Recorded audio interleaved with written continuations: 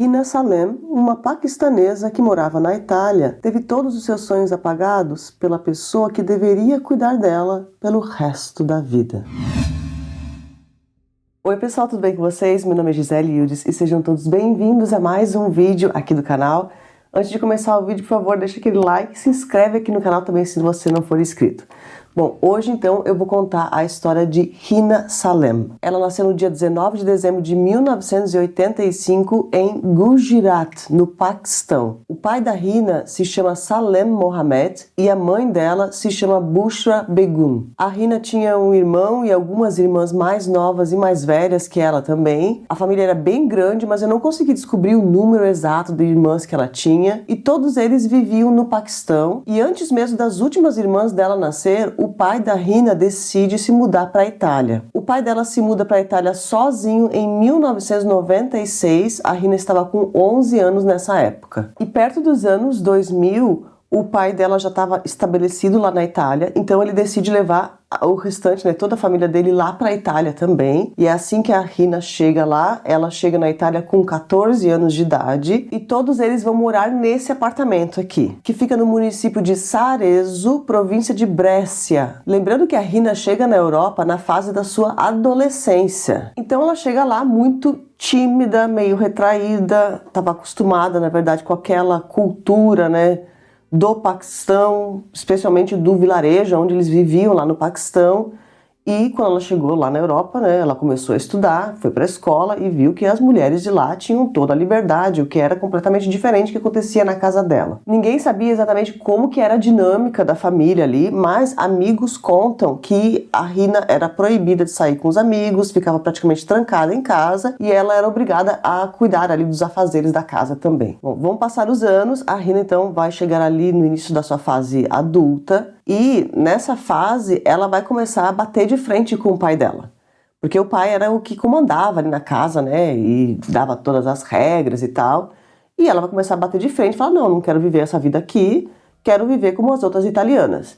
E agora, então, que ela estava ali com aproximadamente 17 anos, então que vão começar os conflitos entre os dois. E ela vai fugir de casa algumas vezes, mas o pai achava ela e levava ela de volta para casa. E ninguém sabe exatamente qual eram os castigos que o pai aplicava. Mas fato é que, depois de ela fugir de casa, ele trancava ela e por um longo período ela era proibida de ir para a escola. E nessa mesma época, o pai começa a fazer todos os preparativos para o casamento arranjado dela, que é uma prática, infelizmente, comum ainda lá no Paquistão. A Hina, na verdade, ela já era prometida desde pequena a se casar com um primo dela, um primo de primeiro grau, que era filho da irmã da mãe dela, da tia dela, no caso. E esse primo, na verdade, a Hina nem conhecia. Ela nunca tinha visto ele na vida, porque ele morava em outro lugar. Enfim, ela também tinha ido para a Itália. E aí, quando o pai começou ali a falar sobre o casamento arranjado, para ela, que estava fazendo todos os preparativos para a festa, que ela iria se casar lá no Paquistão, e provavelmente ela iria ficar lá no Paquistão depois de se casar, enfim. Então ela começa a entrar realmente no desespero. E é aqui que ela vai ir para a delegacia lá na Itália. No dia 4 de março de 2003, a Hina estava com 17 anos nessa época. Foi a primeira vez que ela foi na delegacia e prestou uma queixa falando que o pai era violento com ela, não só o pai, mas a família também. E fora isso, ela contou tudo, que ele trancava ela em casa, que ele proibia ela de ir para a escola e que ela estava noiva de um primo que ela nem conhecia. Esse aqui foi o primeiro registro que ela fez, E com o passar dos anos ali, ela vai na delegacia lá na Itália mais 2 vezes para fazer a mesma reclamação, falando que o pai, e que a família batia nela e que ela estava ali sofrendo maus tratos dentro da casa. Só que o problema dessa história toda, que eu acredito que foi por isso, de repente, que a polícia italiana não investigou realmente esse caso, não sei, Mas é que com o passar dos dias, ela dava queixa e ela acabava retirando a queixa depois. E só para adiantar essa parte aqui do caso, essa questão aqui das queixas que foram dadas e retiradas depois, vai ser aberta uma ação também contra a Hina por calúnia e difamação, e ela vai ser absolvida desse caso aqui, só que a absorção dela vai ser só depois dela perder a vida. Bom, mas voltando aqui na história da Rina, então ainda estamos na época que ela tinha acabado de se tornar adulta. Depois dos 18 anos de idade, ela continua por um tempo na casa da família, mas vão passar os anos e ela conhece um homem chamado Giuseppe Tampini, um italiano que trabalhava como carpinteiro e era aproximadamente 10 anos mais velho que ela. Os dois se apaixonaram e ela decide fugir de casa de uma vez e vai morar com ele no centro de Brescia, que fica aproximadamente 17 quilômetros de distância da casa da família. E nesse ponto aqui, ela cortou o contato totalmente com a família, ela estava extremamente feliz, estava vivendo a vida que ela sempre quis, uma vida normal, como das outras mulheres que viviam lá também. Os dois vão morar juntos por alguns meses e depois de um tempo ela consegue um emprego como garçonete em uma pizzaria local. O gerente também deu entrevistas depois falando que a Rina era uma mulher assim extremamente feliz. Ela sempre foi muito querida com todos, ela sempre tratava muito bem todos os funcionários e os clientes também. Ela era tipo uma funcionária exemplar. Mas o pai dela estava furioso da vida com tudo isso. Lembrando que no local onde eles viviam, vivia também uma pequena comunidade de paquistaneses lá. E parte dessa comunidade estava feliz com a felicidade dela, mas a outra parte, que não se adaptou à cultura local, estava furiosa também. E a fofoca rolava solta lá nessa comunidade, né? Então, logo no início ali, o pai já ficou sabendo que ela estava morando com um italiano. Falaram pro pai que ela estava trabalhando na pizzaria. E essa pizzaria era um local onde vendia bebidas alcoólicas. E também fofocaram pro pai que a Rina estava fumando cigarros nessa época. Ele ficou, né, pé da cara. E aqui que começa o início do fim. Por quê? Nesses casos de crimes de honra, né, que nós estamos falando hoje, é um caso desses. É agora que inicia o plano da família para salvar a honra da família. E nós já vamos entender melhor sobre isso aqui, tá? Mas então o que acontece a partir daqui? A família dela meio que finge que tá tudo bem. Tipo, vamos esquecer todas as brigas do passado e vamos fazer as pazes. Então ela, né, acha que eles estão de boa. Enfim, a mãe da Rina nessa mesma época aí foi conversar com a filha e falou: olha, a gente ainda queria que você fosse lá pro Paquistão, né? O seu primo lá tá esperando para se casar com você, já tava tudo arranjado e tal. Vamos para lá, porque eu já tô comprando as passagens. A mãe iria pro Paquistão junto com o irmão da Rina, com todas as irmãs e tal. E ela convida a Rina para ir junto, fala: não, vamos para lá, né? Chega disso, aí você casa, fica tudo tranquilo. E a Rina bate o pé e fala: não, eu não vou. Só que depois disso, a mãe fala: não, tá tudo bem então, né? A vida é sua, você faz o que você quiser. E a mãe realmente vai para o Paquistão, junto com o irmão da Rina, com as irmãs, e ficam lá na Itália o pai da Rina e os cunhados da Rina também. Essa viagem que a família fez foi no início de julho. Aqui dá pra gente entender, tá? Que tudo isso faz parte do plano. Olha isso. Bom, no próximo mês, agosto de 2006, é o mês que tudo vai acontecer. No dia 10 ou 11 de agosto de 2006, algumas fontes falam que isso tudo iniciou no dia 10, outras fontes falam que iniciou no dia 11, a maioria das fontes estão falando que é dia 11, tá? Então eu vou como se fosse dia 11 de agosto de 2006. Nesse dia, o pai da Rina liga para ela no telefone e fala: olha, filha, tem alguns parentes aqui, e uns parentes que a Rina já conhecia, que eram primo ou prima dela, que morava na França. E ele falou: olha, eles estão aqui em casa porque eles vieram visitar, a visita vai ser bem rápida, então eles queriam te dar alguns presentes e tal. E ela, nessa fase aqui, ela já estava meio que confiando na família de volta. E ela aceita o convite e fala: não, vou passar aí então rapidinho antes de ir para a pizzaria. Ela desliga o telefone e fala pro namorado, fala: olha, o pai convidou, né, tem uma prima lá que eu preciso lá ver ela, então eu vou fazer o seguinte, eu vou pegar o ônibus, vou lá na casa do pai, vejo essa prima e depois disso eu já vou direto trabalhar na pizzaria. O trabalho dela iria iniciar perto das 18h30, 19 horas, tá? E ela sai de casa às 5 horas da tarde. Então ela pega o ônibus e vai até a casa do pai dela, né, que ficava ali muito perto da onde ela morava também. Depois disso, às 18h30, seria o horário que a Rina chegaria lá para trabalhar na pizzaria. Ela ia entrar no turno dela às 19 horas, mas esse era o horário mais ou menos que ela chegava, né, um pouco antes para arrumar tudo. O gerente da pizzaria conta que esperou ali alguns minutos, né, talvez pensou: de repente ela atrasou por algum motivo. E depois de passar ali uma meia hora, 1 hora do horário que ela deveria chegar, aí ele começou a ligar para o telefone dela. Só que o telefone dela estava desligado. Bom, vão passando as horas ali e tal, e chega o horário dela voltar para casa, né? Terminou o turno ali e o namorado ficou esperando. Cadê a Rina que ela não volta? Cadê a Rina que ela não volta? Então passou aquela madrugada ali, o namorado, né, em desespero, e logo nas primeiras horas da manhã do dia seguinte, do dia 12 de agosto de 2006, o namorado foi na delegacia e falou que a Rina estava desaparecida. Então os policiais dessa delegacia, que na verdade era a mesma delegacia onde a Rina tinha ido anos antes para fazer aquelas queixas contra a família. A primeira coisa que os policiais foram fazer é ir no último local onde ela falou que ela estava, né, que era a casa do pai. Então eles vão lá no apartamento e bate na porta e realmente o pai da Rina atende essa porta e a polícia pergunta, né, cadê sua filha? Ela estava aqui ontem à noite, depois disso ela desapareceu. O pai fala, não, a Rina já não mora mais aqui, ela não estava aqui ontem à noite, ela não vem mais aqui faz tempo e eu não sei onde que ela está. Tudo bem, os policiais fecharam a porta e foram embora e continuaram a investigação deles. E passa ali aproximadamente 2 horas, esses mesmos policiais que estavam investigando o caso decidem voltar lá no prédio para interrogar o pai mais uma vez. Só que dessa segunda vez que eles chegam lá, eles veem que todas as janelas estão trancadas, bate na porta e não tem ninguém em casa. O que eles fazem? Vão falar com os vizinhos. E aqui então que inicia o choque dessa toda essa história. Por quê?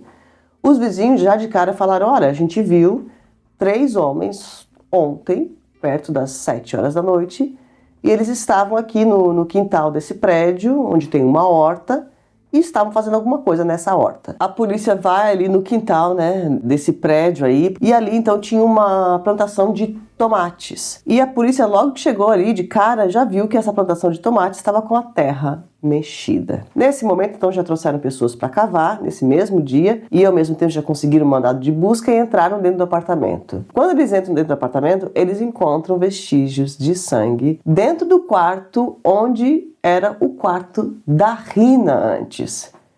E eles cavando ali aquela horta, o que eles encontram lá? Obviamente, né, gente? Vocês já sabem, né? A Rina estava lá, enterrada lá, eles tinham acabado de enterrar quando a polícia chegou naquele local. Lembrando que a Rina tinha somente 20 anos de idade. 20 anos. E ali eles colocaram ela. A polícia coleta todas as evidências da propriedade, inclusive todas as facas maiores que estavam na cozinha e que poderiam ter sido a arma do crime. E a polícia notou que tinham algumas malas de viagem jogadas pelo apartamento que estavam vazias. O principal suspeito aqui no momento era o pai da Rina, né? Foram procurar por ele, mas ele tinha desaparecido também. Bom, no dia seguinte, dia 13 de agosto, eles encontram o carro do pai, estava ali uma distância de aproximadamente 2 quilômetros da casa, meio que abandonado lá, e continuam procurando pelo pai. Eles continuam conversando ali com os vizinhos e com a comunidade, né, de pessoas do Paquistão que moravam ali também. E aqui que entra aquela questão de a gente nunca pode generalizar, sabe? Falar, meu Deus, todos os paquistaneses são assim, bárbaros, né, selvagens, como essa família aqui era. Não, não é bem assim, tá, gente? As coisas funcionam, porque, sim, tem muitas pessoas da comunidade que apoiam ali os crimes de honra, então nesses casos, se a polícia vai interrogar eles, eles ficam quietinhos, calados, ninguém fala nada, mas dessa mesma comunidade também tem muita gente que já não aceita mais esse tipo de ato, e faz questão de contar para a polícia. E foi assim que a polícia já suspeitou ali do início que era um crime de honra, porque os próprios vizinhos contaram, né? E os próprios vizinhos também apontaram o nome das pessoas que estavam cavando naquela horta na noite anterior.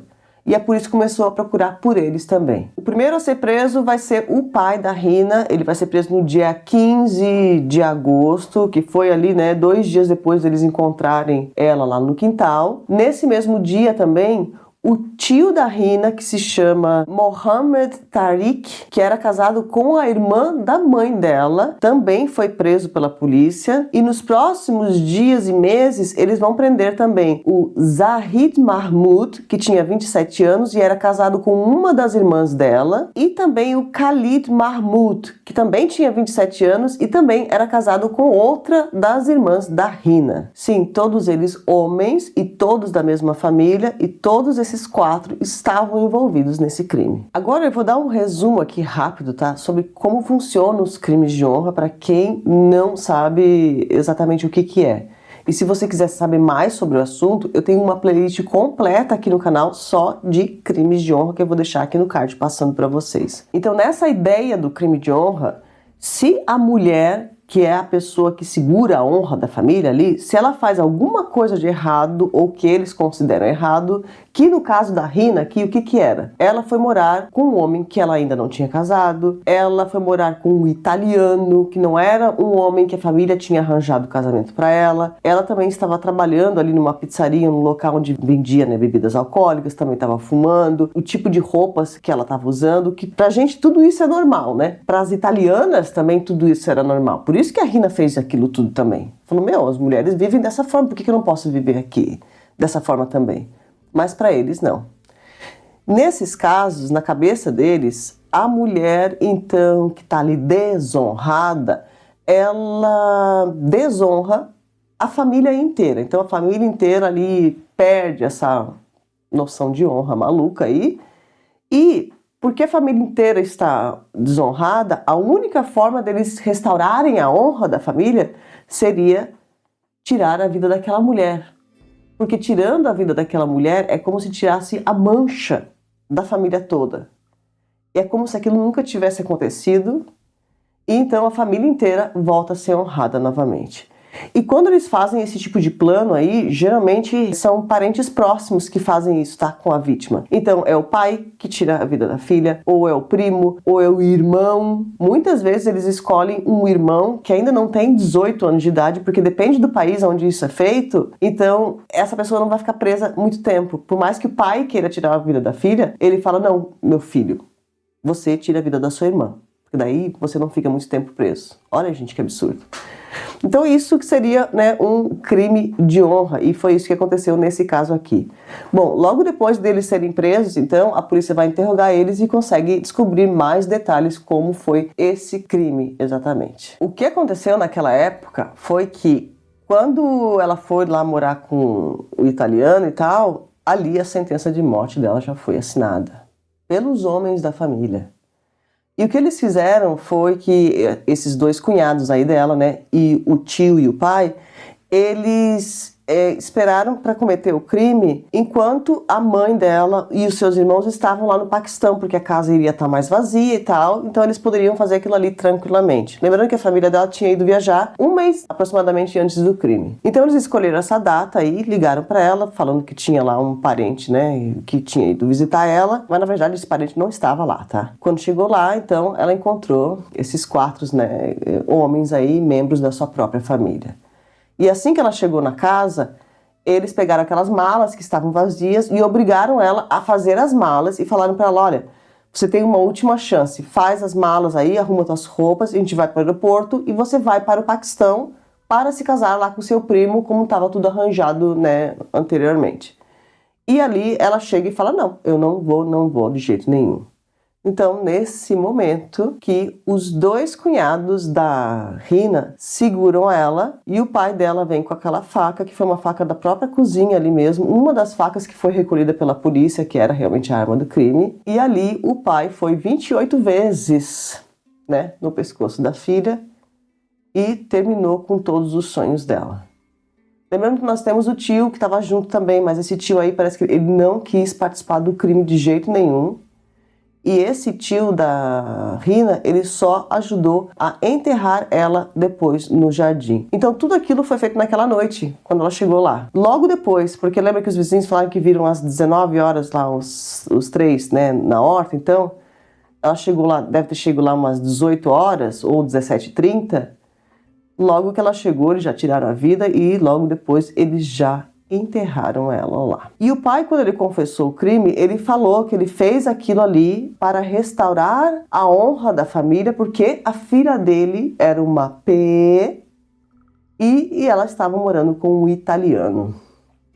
bem complicado, né, gente? Bem complicado mesmo. O julgamento vai iniciar no ano seguinte, em 2007. A mãe, o irmão e as irmãs da Rina vão assistir o julgamento e o namorado da Rina vai estar lá também para dar o seu depoimento. E além disso, uma associação de proteção às mulheres ficou lá fora para prestar homenagens à Rina, que hoje em dia virou um símbolo da luta contra os crimes de honra. E o juiz não considerou o crime de honra. Nas palavras dele, então, isso aqui foi um ato de possessão, como se o pai, ele achava que a filha pertencia a ele, então ele tinha o direito de fazer aquilo. Mas isso aqui também eu não entendi direito, porque isso aqui faz parte também dos crimes de honra. Enfim, uma coisa que eu esqueci de falar antes, me perdoem, tá? Mas o pai, depois de confessar e tal, ele falou que aquela decisão de ter enterrado ela no quintal era proposital. Por quê? Ele falou que como ele não conseguiu trazer ela de volta todos aqueles anos, né, pra casa, e assim, ela nunca ia ter aquela vida feliz, ele nunca iria dar o direito à filha dele a viver uma outra vida, a não ser a que ele já tinha programado para ela. Então, como ela não aceitou, ele tirou a vida dela e então ele enterrou ela no jardim, porque assim, enterrada ali, é como se ela retornasse para casa. E depois desse julgamento, então, nós temos a sentença. Bom, o pai e os dois cunhados foram considerados culpados por ter tirado a vida da Rina e também por ter ali enterrado ela no quintal. E esses três receberam uma pena de 30 anos de cadeia cada um. Fora isso, nós temos o tio, que falou que não participou do crime. Então, o tio, ele foi inocentado do crime, mas ele foi considerado culpado por ter enterrado ela no quintal. E o tio foi condenado a 2 anos e 8 meses de cadeia. Mas essa decisão não vai continuar assim não, tá? Porque os advogados vão apelar e o próximo tribunal, então, vai continuar com a sentença de 30 anos para o pai da Rina, mas vai diminuir a sentença dos cunhados. Então, os cunhados tinham sido condenados antes a 30 anos, depois eles vão passar a ser condenados somente a 17 anos. Fora isso, o tio, nessa época que saiu essa apelação aí, na verdade, o tio já estava solto, tá? Bom, continuando aqui, né, nós vamos passando os anos, então. Em 2020, os dois cunhados da Rina, eles já estavam em liberdade. Na verdade, eles tinham que ter ficado presos até 2023, para completar lá os 17 anos. Eu não sei se eles tiveram uma redução de pena por bom comportamento, nem sei se existe isso na legislação italiana. Se alguém souber, comenta aqui embaixo. Já o pai da Rina também vai ser libertado depois. O pai da Rina foi libertado em 2021, então até lá ele cumpriu somente 15 anos de cadeia, o que é a metade, né, da pena dele. Lembra que ele tinha sido condenado a 30 anos. E na verdade ele só conseguiu essa regalia aí por causa da sua condição médica. Ele estava então com 66 anos de idade quando ele saiu ali da cadeia. Eu não entendi direito, tá? Porque as fontes não dão maiores explicações sobre o porquê que ele cumpriu só a metade da sua pena.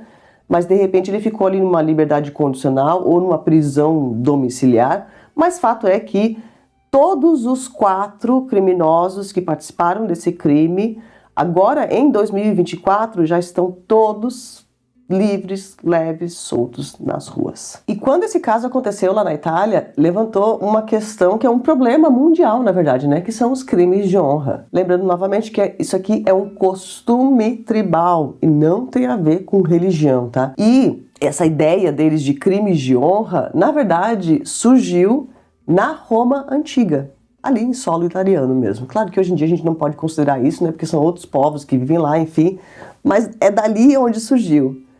E não tem a ver com religião, porque surgiu na Roma Antiga muitos anos antes mesmo do Alcorão ser escrito. Isso aqui, gente, é tão estranho que na própria lei italiana, até o ano de 1981, que não faz tantos anos atrás, né, gente? 1981 eu já era nascida já.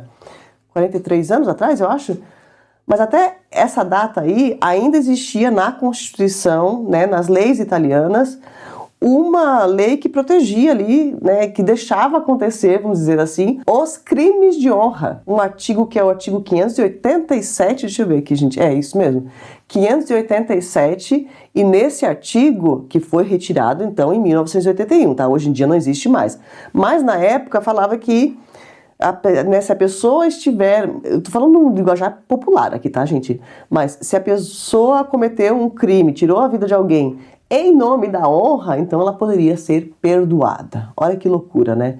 Esse tipo de lei aqui, que protege os crimes de honra, existe em outros países até hoje, sim, infelizmente. E nestes países aonde acontece, né, aonde existe essa lei aí, que deixa, então, o criminoso ser solto depois, esses países são os países onde existe um maior número de atos em nome da honra, é claro. As leis precisam ser trocadas para que então diminua, né, esse tipo de ato em outros lugares. E claro que também uma questão de educação, né?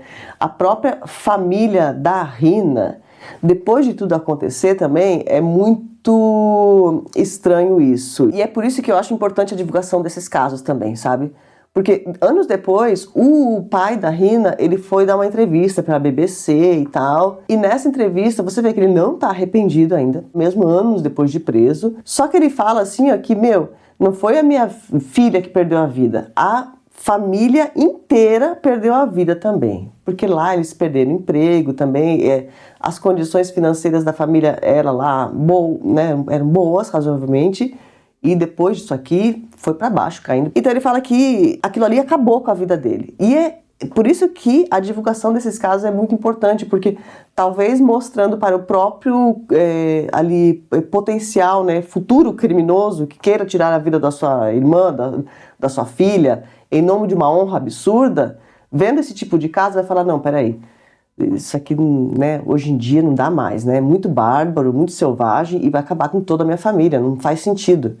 Melhor deixar a menina, né, vestir o que ela quiser. Bom, mas antes de acabar o vídeo, deixa eu contar aqui pra vocês algumas curiosidades sobre esse caso aqui, que são ainda mais absurdas. Não mais absurdas, é claro, que o crime, mas, meu Deus do céu, gente, essa história, ela vai e não para.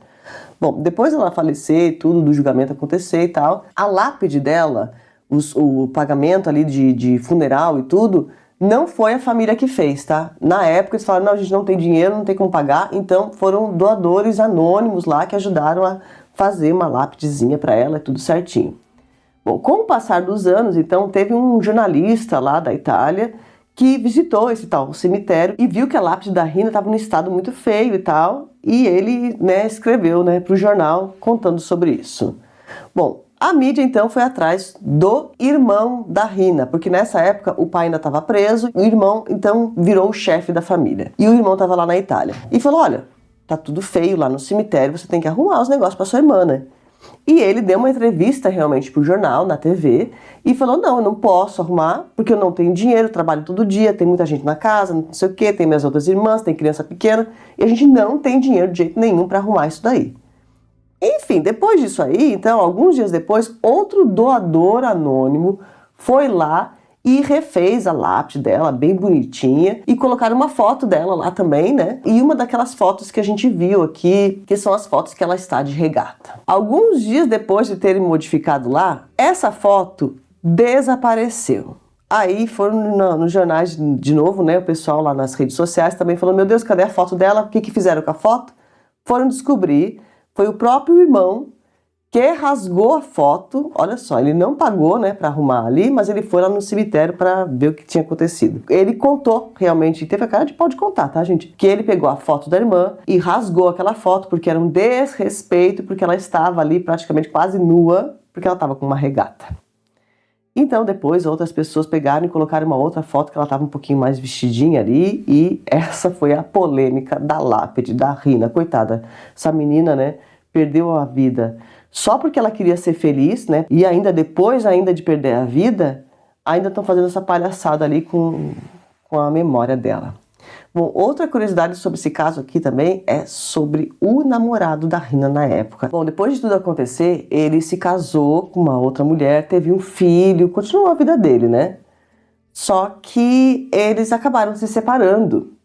E em dezembro de 2010, o então ex-namorado ou viúvo, né, da Rina, ele foi preso depois de ser acusado de estar perseguindo a mulher e o filho. E no dia da prisão dele, ele estava batendo na porta do apartamento dela com força, gritando e ameaçando de acabar com a vida dela. Mas essa mulher, com medo, não queria abrir, os vizinhos chamaram a polícia e ela acusou ele de ser violento com ela também. Nossa, que história triste, né, gente? Que história triste. Eu nunca imaginei que eu ia encontrar essa notícia do então viúvo da Rina. Bom, essa é a história de hoje. Não esquece de deixar o seu like, compartilhe esse vídeo para mim também. Se você não for inscrito aqui no canal, se inscreve também. E um beijo grande, eu vejo vocês no próximo vídeo.